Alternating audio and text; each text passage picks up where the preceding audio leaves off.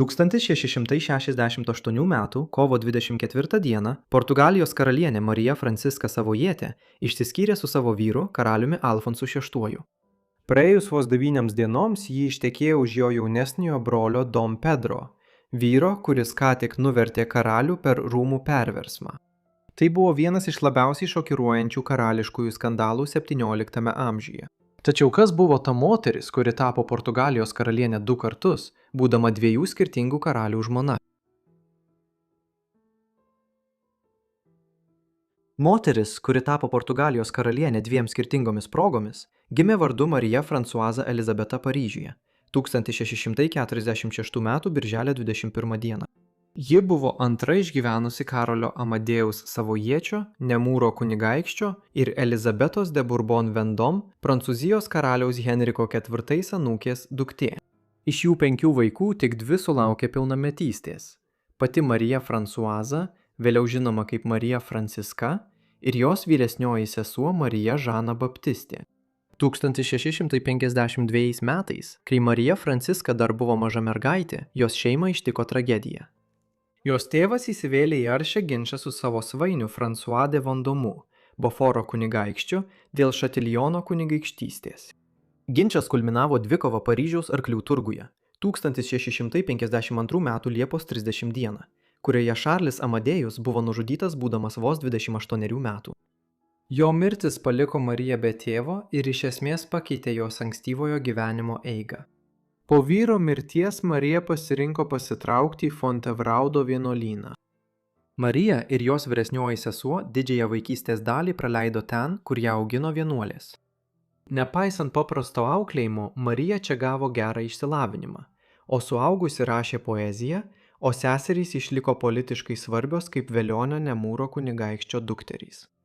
Galiausiai jų motina nusprendė palikti abatiją ir šeima sugrįžo į Paryžių. Ten jų laukė naujas iššūkis. Kadangi Nemūro giminėje nebuvo tiesioginio vyriškosios linijos įpėdinio, klausimas, už ko ištekės Marija ir jos sesuo, tapo daugiau nei tik šeimos reikalas. Tai tapo politiniu laimikiu, kuris nulems jų ateitį ir patrauks galingiausių Europos rūmų dėmesį.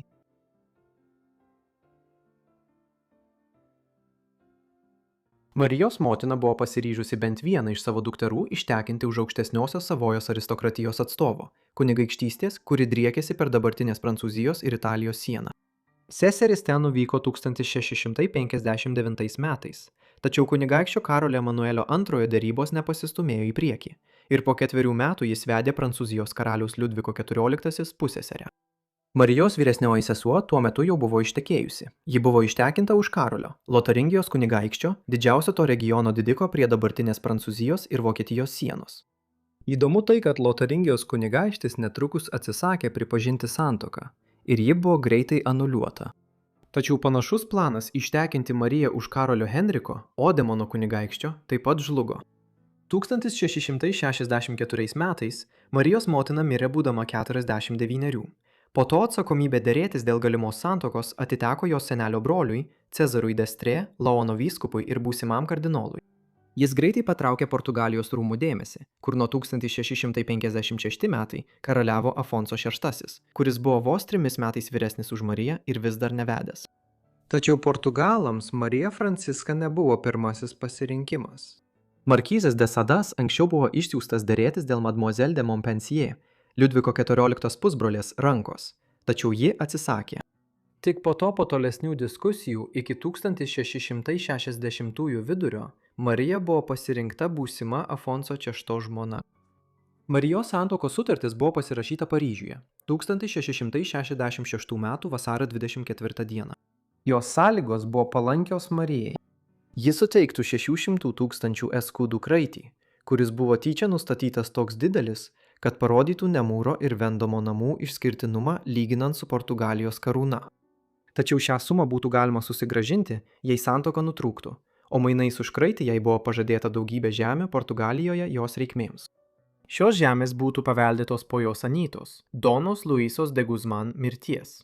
Tuo tarpu ji kasmet gautų išmoką iš Portugalijos vyriausybės savo namų ūkiui Lisabonoje išlaikyti. Sutarus dėl to, vestuvės per įgaliotinį įvyko La Rochelyje 1666 m. birželio 27 d. Marija tada išplaukė į Portugaliją ir atvyko į Džunkeirą 1666 m. rugpjūčio 9 d. Ja pasitiko Kastelo Meljoro grafas ir palydėjo į Alkantaros rūmus, kur jos laukė karalius Afonsas VI ir karališkasis dvaras.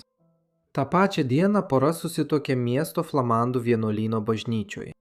Marijai buvo 20 metų, o Afonso 23.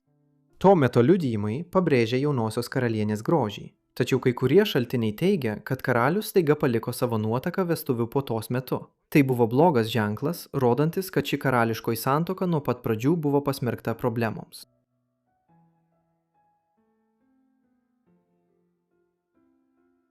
Marija vos atvykusi į Portugaliją suprato, kad pateko į visiškai kitokį pasaulį nei tas, kurį paliko Prancūzijoje. Tačiau didžiausias šokas nebuvo pati šalis. Tai buvo vyras, kurį ji ką tik vedė. Už karūnos slypėjo karalystė, kuri jau grimzdo į politinį chaosą. Frakcijos kovojo dėl valdžios aplink karalių, kurį daugelis laikė nepajėgiu valdyti. Afonso VI buvo fiziškai neįgalus dėl sunkios vaikystės ligos, o jo amžininkai dažnai vaizdavo jį kaip impulsyvų, nepastovų ir netinkamą sostui. Net ir sulaukus pilnametystės, jo motina dar daugelį metų valdė kaip regentė, nes daugelis abejojo jo gebėjimu valdyti. Be prastos sveikatos, kai kurie šaltiniai teigia, kad jis mieliau leisdavo laiką su šiurkščiais draugais, dienas leisdavo žaisdamas triukšmingus žaidimus, o naktimis klaidžiodavo Lisabonos gatvėmis, gausiai gerdavo ir terorizuodavo miesto gyventojus. Ne tik tai, bet jis taip pat apleido savo kaip monarcho pareigas. Tai buvo ypač problematiška, nes Portugalija kaip valstybė smuko, o olandai daugelyje Azijos ir Afrikos regionų juos keitė kaip kolonijinę didžiąją galią. Atsižvelgiant į tą, kai Marija atvyko į karalystę, jau buvo susiformavusi frakcija priešiška visagaliam rūmų favoritui, Kastelo Meljoro grafui, kuris darė didžiulę įtaką Afonso. Ši priešiška frakcija telkėsi aplink paties karaliaus brolį, Pedrą. Marija greitai įsivėlė į šias intrigas. Būtent jie siekė santuokos su Prancūze, priešindamiesi Kastelo Meljoro norui sudaryti tvirtą sąjungą su Anglija. Rūmų intrigos tapo dar sudėtingesnės, kai karalienė, kuri iš pradžių gerai sutarė su Kastelo Meljoru, panoro dalyvauti valstybės taryboje, kaip tai buvo dariusi jos Anyta. Kai grafas pasipriešino, ji pradėjo bendradarbiauti su opozicinė frakcija, kuri telkėsi aplink Pedrą. Tačiau politika galbūt nebuvo vienintelis dalykas, kuris juos suartino. Vėlesni pasakojimai teigia, kad kai Marijos santuoka su Afonsu ėmė byrėti, ji įsimylėjo jo jaunesnį brolį Pedrą. Skirtumas tarp brolių buvo ryškus. Pedras buvo gražus, charizmatiškas ir gabus, o Afonsas fiziškai neįgalus ir intelektualiai ribotas. Tačiau ar šie pasakojimai yra tikri ar pagražinti, lieka neaišku. Aišku tik tai, kad Kastelo Meljoras ėmė laikyti karalienę ir infantą pavojingą sąjungą. Bijodamas, kad jie gali sunaikinti jo įtaką, arba galbūt žinodamas paslapčių, kurios galėtų juos pirmus pražudyti, abi pusės pradėjo veikti viena prieš kitą. Taigi netrukus atsirado sąmokslas pašalinti Kastelų Meljorą, kurį iš tolo skatino Prancūzijos karalius Liudvikas XIV, norėjęs susilpninti Anglijos ir Portugalijos aljansą, kurio pagrindinis rėmėjas rūmuose buvo Kastelų Meljoras. Marijos vėlesni veiksmai buvo apskaičiuota politinė rizika. Ji aiškiai parodė, kad yra nepatenkinta savo santuoka ir teigė, jog Afonsas, kuris sirgo hemiplegija, vienos kūno pusės paralyžiumi, nesugebėjo įvykdyti santuokos pareigų. Ji taip pasielgė nepaisydama ankstesnių teiginių, kad manė esanti nėščia, taip sukurdama akivaizdų prieštaravimą. Kaip ji galėjo manyti, kad yra nėščia ir tuo pačiu metu teigti, jog santuoka niekada nebuvo užbaigta santuokiniais santykiais? Šis nemalonus klausimas niekada nebuvo išspręstas ir vėliau buvo ignoruotas. Nepaisant šio prieštaravimo, tai buvo pagrindas Marijos prašymui anuliuoti santuoką ir ji pradėjo tvirtinti, kad pasiims savo didelį kraitį ir grįš į Prancūziją. Ar tuo metu ji jau buvo įsivėlusi į meilės romaną su Petru, vis dar lieka diskusijų klausimas. Aišku tai, kad 1667 m. rugsėjį rūmų perversmas sudaužė Afonsų valdymą. Kastelų Meljoras pabėgo į tremtį Anglijoje, o Petras perėmė valdžią. Afonsų liko tik vardinis karalius, o kitais metais jis buvo laikomas nelaisvėje Terceiros saloje Azoruose. Netekęs visos tikros valdžios, jis praleido metus saugomas sargybos, kol Petras valdė Portugaliją kaip princas regentas. Nors valdžiai jis turėjo nuo 1667 metų, Petras oficialiai karaliumi tapo tik po 16 metų.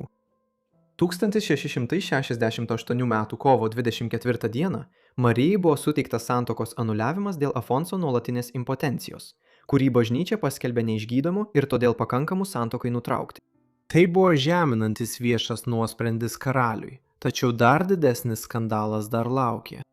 Praėjus vos kelioms dienoms Marija ištekėjo už savo buvusio svainio Dom Pedro, žmogaus, kuris dabar faktiškai valdė Portugaliją, nors oficialiai dar neturėjo tokio titulo.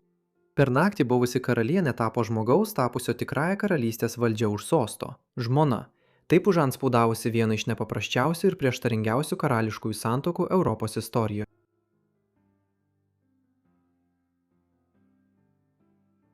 Priežastis, kodėl neaišku, ar Marija buvo romantiškai susijusi su Pedru prieš 1667 metų perversmą, slypi vėlesniuose įvykiuose.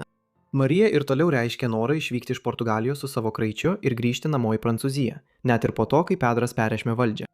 Priešingai nei ji norėjo, atrodo, kad naujoji vyriausybė galėjo ją spausti pasilikti ir ištekėti už Pedro po to, kai jos santuoka buvo anuliuota.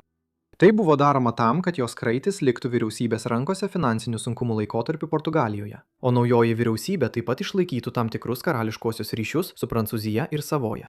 Dėl to 1668 m. balandžio 2 dieną, vos po 9 dienų nuo jos santuokos anuliavimo, Marija ištekėjo už Pedro.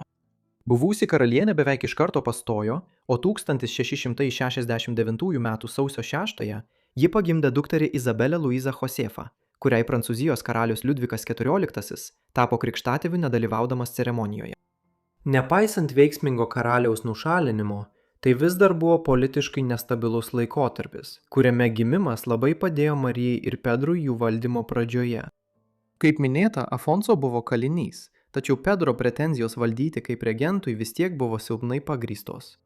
Susilaukęs vaiko, Pedras galėjo nurodyti į galimą įpėdinį, jei vieną dieną taptų karaliumi. Tuo tarpu gandai apie Afonso impotenciją reiškia, kad net jei jis būtų paleistas ir leista vėl vesti, jis vis tiek neturėtų savo vaikų. Tačiau jaunoji Izabelė liko vienintelis jų vaikas. Marija vėl pastojo 1670-aisiais, tačiau gruodį patyrė persileidimą, neapdairiai išvykusi pas savo vyrą, norėdama jį apkaltinti įtariamu romanu, būdama jau gerokai nėščia. Po to ji daugiau nebegalėjo pastoti. Didžioji likusios Marijos gyvenimo dalis buvo skirta jos dukters auklėjimui ir pokalbiams apie tai, už ko ji galėtų tekėti ateityje. Nors ironiška, kad per daugelį metų atsirado net 17 skirtingų pretendentų, tačiau ji taip ir neištekėjo už ne vieno. Derybos Marijos gyvenimo metu daugiausia buvo susijusios su galimu jos ištekinimu už tokių didikų kaip Anžu hercogas Prancūzijoje ar Parmos princas Italijoje. Taip pat buvo svarstomi vokiečių kandidatai iš Bavarijos ir Neuburgo kunigaikščių šeimų. Galiausiai planai pradėjo krypti į jos santuoką su pusseseriu iš Savojos, Viktoru Amadėjumi II, Savojos hercogu. Po sudėtingų derybų sužadėtuvių ceremonija įvyko 1681 m. kovo mėnesį.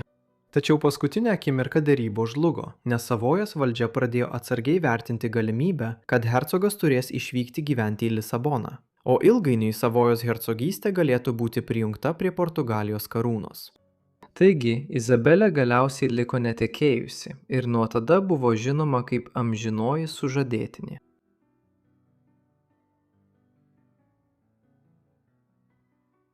Santuokos su Savojos kunigaikščių planas nebuvo vienintelis Marijos svarbus politinis projektas. Pavyzdžiui, tarp 1672 ir 1674 metų ji kovojo prieš Ispanijos pasipriešinimą, kad popiežius jos antrąjį vyrą pripažintų Portugalijos valdovu. Tai buvo sudėtingas diplomatinis klausimas, nes Ispanija valdė Portugaliją daugiau nei 60 metų tarp 1580 ir 1640 ir vis dar turėjo ambicijų vieną dieną susigrąžinti Portugaliją. Pedro galimas pripažinimas Portugalijos regentu ir būsimu karaliumi Romos akyse galėjo susilpninti šį Ispanijos pretenzijų pagrindą. Marijos paskutinius gyvenimo metus temdė liga, kuri galiausiai ją pražudė. Daugelis istorikų mano, kad Marija sirgo sifiliu. Galbūt įgimtų, nors tiksli ligos kilmė išlieka neaiški. Kai kurie priešiškai nusiteikę amžininkai teigia, kad ją užkrėtė Dom Pedro, vaizduodami ligą kaip dievišką bausmę už jo santuoką su buvusiu svainiu. Kad ir kokia būtų tiesa, jos sveikata nuolat blogėjo visą 7-ąjį dešimtmetį, o 8-ojo dešimtmečio pradžioje smarkiai pablogėjo. Tuo tarpu Afonso buvo sugrįžęs į Portugaliją. Metai izoliacijos dar labiau susilpnino jo sveikatą ir nuo 1675 metų jis gyveno saugomas Sintros rūmuose, kur mirė nuo insulto 1683 metų rugsėjo 12 dieną, būdamas 40 metų. Po Afonso mirties Dom Pedro pagaliau buvo paskelbtas karaliumi, Pedro II, o Marija antrą ir paskutinį kartą savo gyvenime tapo Portugalijos karalienė konsortė. Vis dėlto antrasis Marijos kaip karalienės laikotarpis buvo dar trumpesnis nei pirmasis. Tuo metu buvo pranešta, kad ji tapo nepaprastai liesa ir ligota. Ji mirė vos po 3 mėnesių, 1683 metų gruodžio 27 dieną, būdama 37 metų amžiaus. Ji buvo palaidota Santo Krucifikso vienuolyne.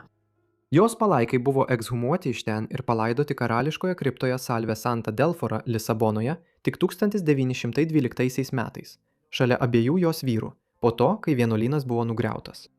Vienintelis Marijos Franciskos vaikas, Izabelė Luizė, mirė neištekėjusi. 1690 metais, būdama vos 21, taip nutraukdama tiesioginę motinos giminės liniją.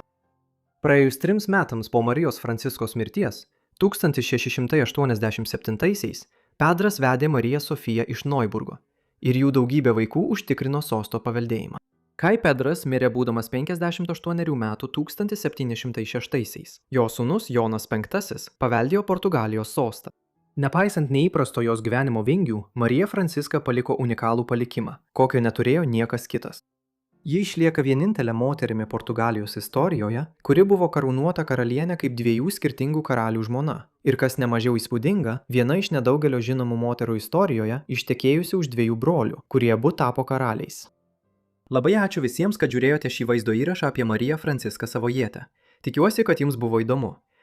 Parašykite komentaruose, ką manote apie šį gyvenimą. Ir jei norite daugiau karališkosios ar Portugalijos karališkosios šeimos temų, taip pat praneškite komentaruose.